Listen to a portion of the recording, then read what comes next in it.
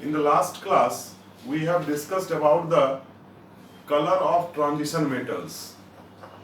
और जैसा कि आपको बताया था कि ट्रांजिशन मेटल्स और उसके कंपाउंड्स जो हैं वो कलर्ड हैं, जबकि एस ब्लॉक मेटल्स के जो कंपाउंड हैं सोडियम के, पोटेशियम के, कैल्शियम, मैग्नीशियम, स्ट्रोंशियम के, वो सब जनरली वाइट होते हैं। और उसके कॉन्ट्रास्ट में ट्रांजिशन मेटल के कंपाउंड्स जैसे आयरन सल्फेट है, कॉपर है, ये सब कंपाउंड, कॉपर के कंपाउंड, ये सब कलर्ड होते हैं।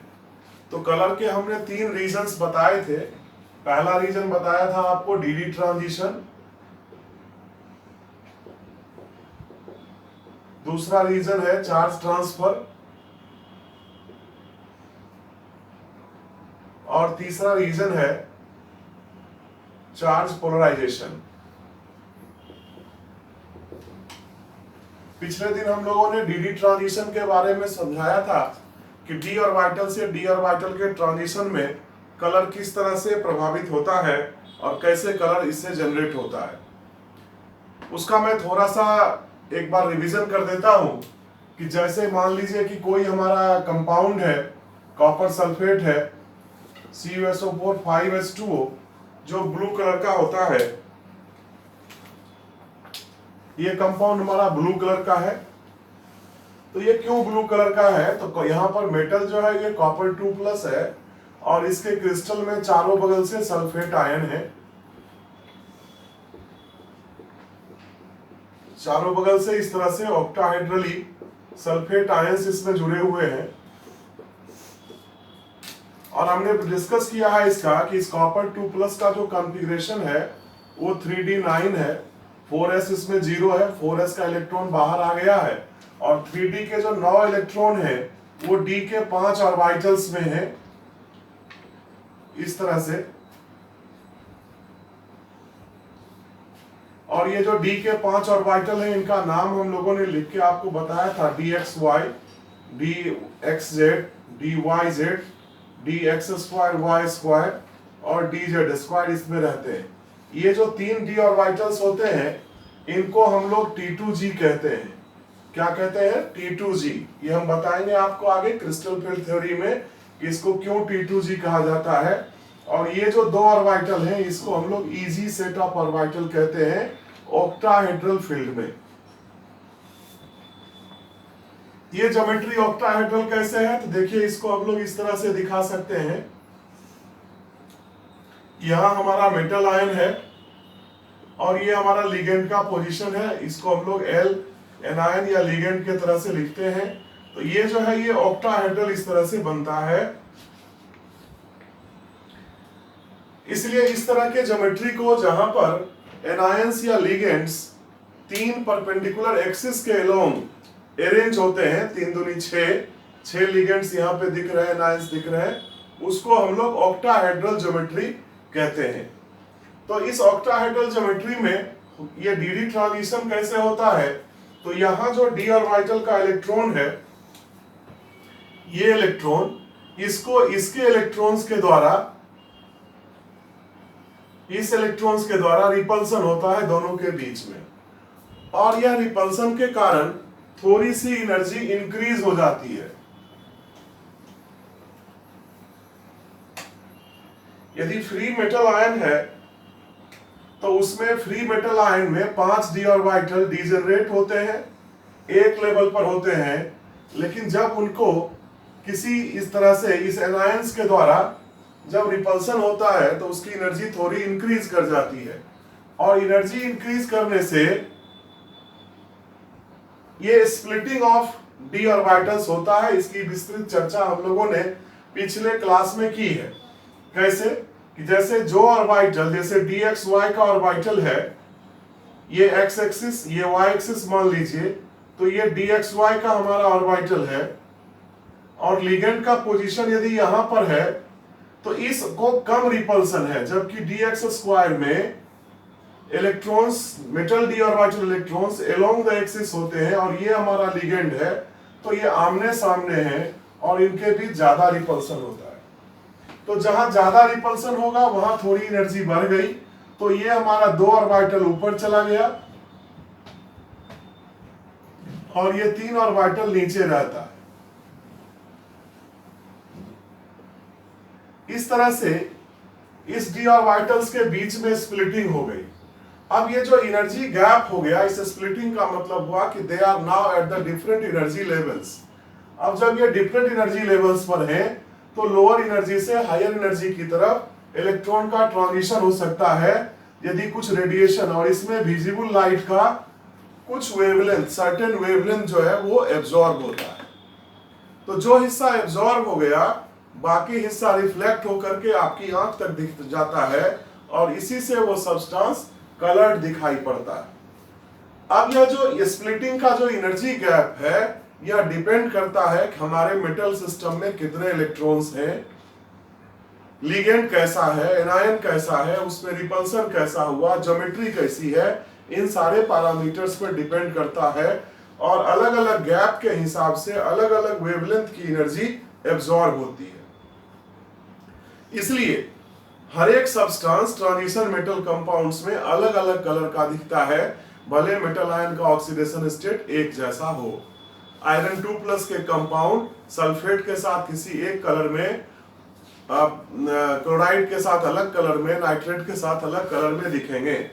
तो ये एक रीजन है और 90% केसेस में ट्रांजिशन मेटल में कलर का जो रीजन है वह यही डीडी ट्रांजिशन के द्वारा दिखता है। लेकिन कुछ केसेस ऐसे भी हैं जहां पर कलर डीडी ट्रांजिशन के द्वारा नहीं होकर के इन दो वजहों से भी होता है, जिसको हम लोग चार्ज ट्रांसफर और चार्ज पोलराइजेशन कहते हैं। ये दो रीजन आज हम लोग पढ़ेंगे। तो सबसे पहले हम लोग चार्ज ट्रांसफर देखें कैसे होता है। आपने दो कंपाउंड का नाम सुना होगा, एक है पोटेशियम परमैंगनेट KMnO4, ये KMnO4। अब ये जब KMnO4 टूटता है पानी में, इसको हम लोग एक्वस सॉल्यूशन में डालते हैं वाटर में, तो ये K+MnO4- के रूप में टूटता है। ये पोटेशियम परमैंगनेट का जब आप क्रिस्टल देखेंगे तो क्रिस्टल आपको डार्क ब्राउन कलर का दिखेगा, लेकिन जैसे ही पानी में हम लोग इसको डालते हैं, इसका एक्वस मीडियम का सॉल्यूशन ब्यूटीफुल पिंक कलर का होता है, गुलाबी रंग का होता है। और यह सॉल्यूशन आप में से ज्यादातर लोग जो 12th क्लास में प्रैक्टिकल करेंगे तो पोटेशियम परमैंगनेट का सॉल्यूशन देख लेंगे। चूंकि इस बार लॉकडाउन है और आपके स्कूल्स कॉलेजेस में प्रैक्टिकल नहीं हो रहे हैं, तो इसका एक समाधान है कि आप वर्चुअल लैब्स के थ्रू उस प्रैक्टिकल को देख सकते हैं। बहुत सारे ऐसे चैनल्स हैं जिस पर आपको वर्चुअल लैब में प्रैक्टिकल दिखाया जाता है पोटेशियम परमैंगनेट के द्वारा। आप मोर साल्ट का टाइट्रेशन जरूर से देख लें और उसमें कैसे टाइट्रेशन कराया जाता है, किस तरह से रंग में परिवर्तन होता है, इसको आपको देखना चाहिए। ये काफी हेल्पफुल होगा आपको लेबोरेटरी के वर्क को भी वर्चुअल वर्ल्ड में समझने में। तो ये पिंक कलर का सॉल्यूशन है। अब मेरा प्रश्न ये है कि ये पिंक कलर क्यों है। तो पोटेशियम परमैंगनेट में ये जो K+ है, ये पोटेशियम का कंपाउंड यदि हम लोग इसको माने तो इसको तो व्हाइट होना चाहिए था और इसके सॉल्यूशन को कलरलेस होना चाहिए था, लेकिन ऐसा नहीं है। यह पिंक कलर का है और ये जो दिखता है ये डार्क ब्राउन दिखता है। तो जो कलर है वह इस पोटेशियम के कारण नहीं है, K+ के कारण नहीं है, तो कलर कहीं ना कहीं यहाँ MnO4- के द्वारा। ये MnO4- एक कॉम्प्लेक्स एनायन कहलाता है। कॉम्प्लेक्स एनायन इस तरह के को हम लोग क्यों कहते हैं, तो जनरली जो एनायंस होते हैं वो नॉन मेटल से बने हुए होते हैं, और जैसे क्लोराइड, सल्फेट, नाइट्रेट, फास्फेट, इसमें जो एटम कंबाइन हो रहा होता है जिनसे ये बनते हैं वो नॉन मेटालिक है। लेकिन जैसे कुछ एनायंस ऐसे होते हैं जहां पर मेटल भी उसको बनाने का कॉन्स्टिट्यूएंट हो जाता है, जैसे परमैंगनेट है, डाइक्रोमेट है, इस तरह की चीजें, तो इसको हम लोग कॉम्प्लेक्स एनायन कहते हैं। अब यह कॉम्प्लेक्स एनायन, इसका एक्वस मीडियम में क्यों रंग पिंक दिखता है, तो यहां हम लोग देखते हैं कि इस मैंगनीज का यदि ऑक्सीडेशन स्टेट निकालने कहे तो इसका ऑक्सीडेशन स्टेट आपको +7 आएगा, ऑक्सीडेशन स्टेट आप में से ज्यादातर लोग निकालना जानते होंगे। जैसे मान लीजिए कि हम यहाँ पर मान लें कि मैग्नीज का ऑक्सीडेशन स्टेट यहाँ पर X है, ऑक्सीजन 4 है, एक निगेटिव चार्ज है, तो X plus 4 into -2 that is equals to -1। इस तरह से हम ऑक्सीडेशन स्टेट निकालते हैं। तो X का हो गया X -8 इक्वल्स टू -1, यानी कि X equals to -1 plus 8 plus 7। Oxidation state यहां पर मैग्नीज का कितना हुआ? +7। यानी मैग्नीज ने अपने सातों इलेक्ट्रॉन को बॉन्ड बनाने में ट्रांसफर कर लिया है, या कोवेलेंट के द्वारा उसको साझेदारी कर दिया। 7 के 7 इलेक्ट्रॉन जो नेगेटिवली चार्ज हैं, वो यदि बॉन्ड बनाने में पार्टिसिपेट कर रहे हैं, तो यहां जो रेजिडुअल चार्ज है वह रेजिडुअल चार्ज +7 का हुआ। और इसीलिए हम ऑक्सीडेशन स्टेट को हमेशा साइन के साथ लिखते हैं, केवल 7 नहीं लिखते हैं, हम +7 लिखते हैं या -1 लिखते हैं फ्लोराइड वगैरह के केस में, क्लोराइड के केस में। तो हम चार्ज ऑक्सीडेशन स्टेट को हमेशा साइन के साथ जरूर लिखते हैं।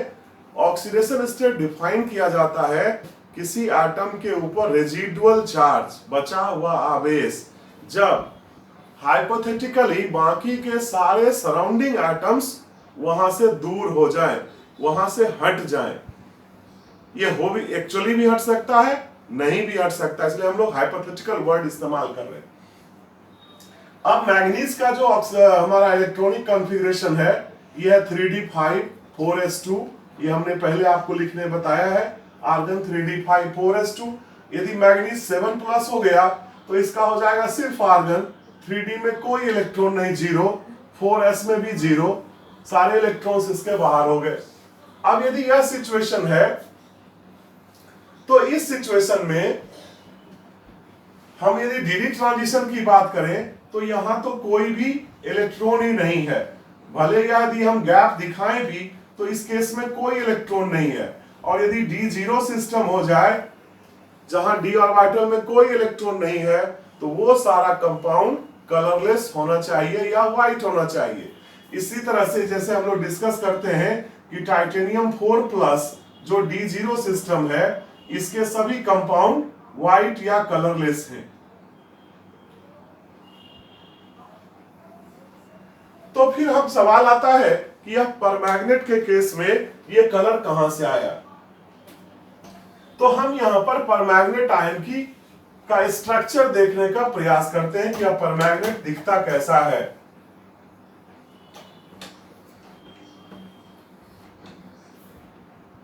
यह परमैग्नेट आयन एक तरह से कोवेलेंट कंपाउंड है, और इसमें इसका स्ट्रक्चर टेट्राहेड्रल है, जिसमें मैग्नीज आयन Mn7+ ये सेंटर पर है, और हर एक ऑक्सीजन, इस ऑक्सीजन पे यह नेगेटिव चार्ज है और ये डबल बॉन्ड बना रहा है। आप इसके रिजोनेंस स्ट्रक्चर भी दिखा सकते हैं, यही हम लोग डबल बॉन्ड दिखा दे, किसी और पर हम चार्ज दिखा सकते हैं, और ये इस तरह से है। तो मैग्नीज 7 बॉन्ड यहां बनाता हुआ दिख रहा है। यहां पे 3 दूनी 6, 3 डबल बॉन्ड्स और एक बॉन्ड ये, और एक ऑक्सीजन पर नेगेटिव चार्ज है। ऑक्सीजन का यह नेगेटिव चार्ज किसी भी ऑक्सीजन के ऊपर है। रेजोनेंस स्ट्रक्चर का मतलब ही होता है कि charge is not fixed, the molecules may have different molecules or ions may have different electronic environment. Without disturbing the bond, they are having the different electronic environment. तो और ये वहीं से उसी सिस्टम में होता है जहां पर पाई इलेक्ट्रॉन्स अवेलेबल रहते हैं। तो इस मैग्नीज परमैग्नेट आयन के केस में ये स्ट्रक्चर हमारा है। अब ये देखिए, इसको हम ऐसे दिखा सकते हैं कि यहां पर एक d ऑर्बिटल वेकेंट है, और ऑक्सीजन जो है, ये 4 ऑक्सीजन यहां पर है, इसके ऊपर निगेटिवली चार्ज है। इस निगेटिव चार्ज ये चारों के ऊपर है, जिसको हम ऐसे दिखा रहे हैं रेड कलर से थोड़ा सा, ये है, और इलेक्ट्रॉन वेव के जैसा है। तो निगेटिव चार्ज इस ऑक्सीजन पर भी है, इस पर भी है, इस पर भी है, इस पर भी है। ये इस तरह से इसको दो और रेजोनेंस स्ट्रक्चर हम ऐसा दिखा सकते हैं, और एक कैनोनिकल स्ट्रक्चर हम बना के दिखा सकते हैं इस तरह से, ऐसे। अब जब लाइट पड़ता है तो लाइट से ये जो निगेटिव चार्ज यहां पर इलेक्ट्रॉन्स का है, या हायर एनर्जी के, या negative charge electron 2p orbital में है। ऑक्सीजन के किस ऑर्बिटल में है? 2p ऑर्बिटल में है। और यहां मैग्नीज का जो वेकेंट ऑर्बिटल है, यह 3d का ऑर्बिटल है, यह वेकेंट है। तो यहां 2p से 3d की ओर इलेक्ट्रॉनिक ट्रांजिशन होता है। अब p ऑर्बिटल से d ऑर्बिटल की ओर जो इलेक्ट्रॉनिक ट्रांजिशन हुआ, यह लेपोर्टे-एलॉर्ड है। लेपोर्टे-एलॉर्ड होने का मतलब है कि यह सिलेक्शन रूल के हिसाब से फेवर्ड ट्रांजिशन है, और इस तरह से एक्वस मीडियम में परमैंगनेट आयन या डाइक्रोमेट आयन Cr2O7 ये डाइक्रोमेट आयन है, ये और आपको ऑरेंज कलर का सॉल्यूशन दिखता है एक्वस मीडियम में। इसका स्ट्रक्चर भी हम ऐसे ही दिखा सकते हैं। ये हमारा डाइक्रोमेट आयन है, 2 निगेटिव चार्ज और 7 ऑक्सीजन। तो परमैंगनेट, पोटेशियम परमैंगनेट या सोडियम के डाइक्रोमेट, सोडियम के पोटेशियम के डाइक्रोमेट, ये सब एक्वस फेज में ब्यूटीफुली कलर्ड सॉल्यूशन है, not because of dd transition but because of the charge transfer, and we can notice the charge transfer spectra for these compounds। तो आगे चल के हम लोग स्पेक्ट्रोस्कोपी में थोड़ा सा चार्ज ट्रांसफर स्पेक्ट्रा के बारे में भी हायर क्लासेस में पढ़ेंगे। अभी के लिए इतना काफी है। अब एक तीसरा रीजन जो बचा है कलर के लिए, वो है चार्ज पोलराइजेशन।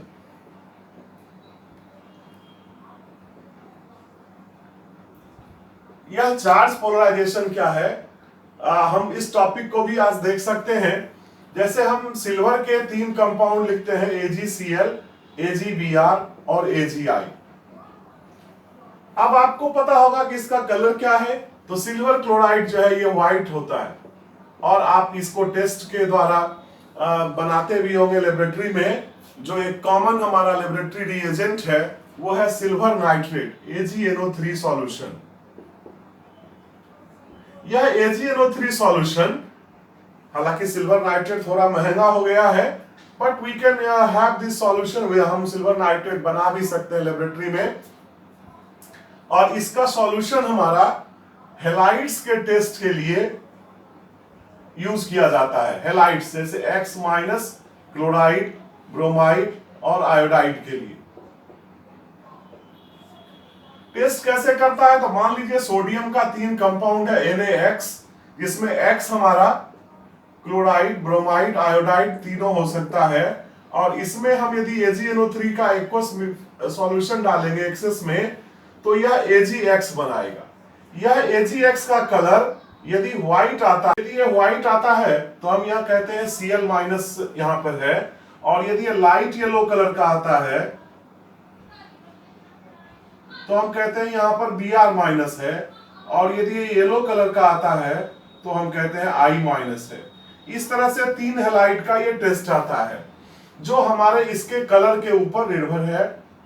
ये हमारा AgBr लाइट येलो, और AgI जो है ये येलो कलर का है। और इसको हम थोड़ा कंफर्म करने के लिए भी बता देते हैं, यदि ये व्हाइट प्रेसिपिटेट आए और अमोनियम हाइड्रोक्साइड के सॉल्यूशन में इमीडिएट डिसॉल्व हो जाए, इमीडिएटली डिसॉल्व हो जाए, तो आप क्लोराइड कंफर्म कर सकते हैं।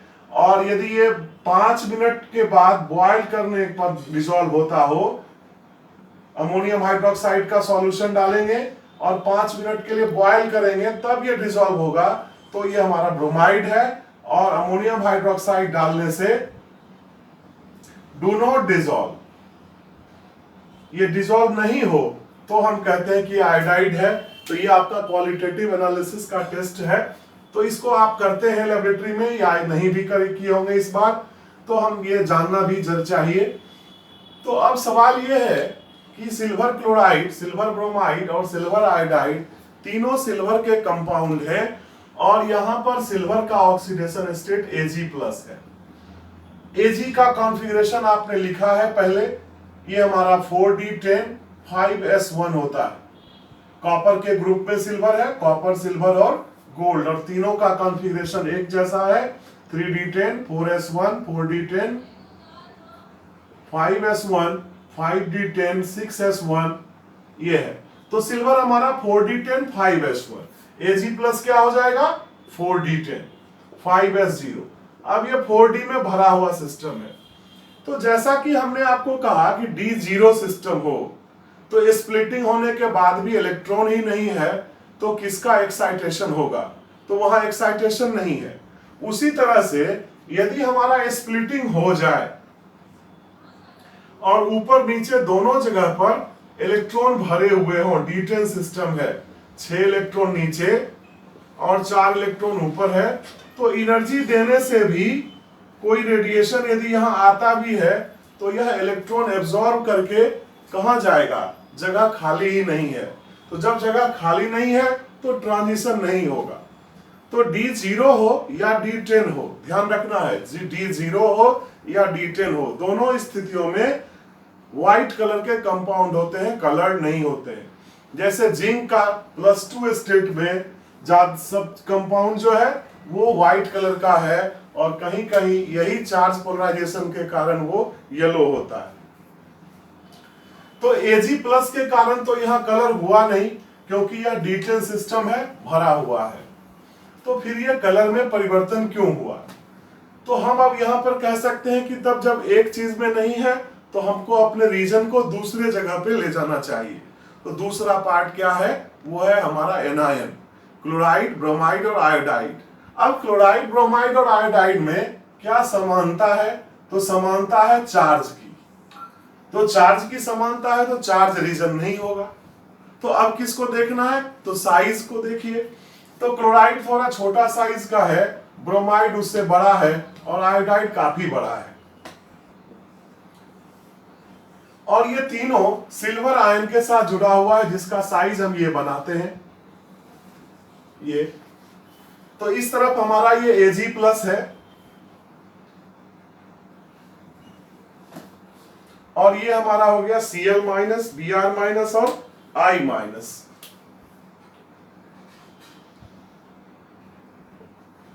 तो फजान्स रूल ऑफ पोलराइजेशन में आप पढ़े होंगे कि ये Cl- जो जितना बड़ा एनायन होता है उसकी पोलराइजिबिलिटी उतनी ज्यादा होती है।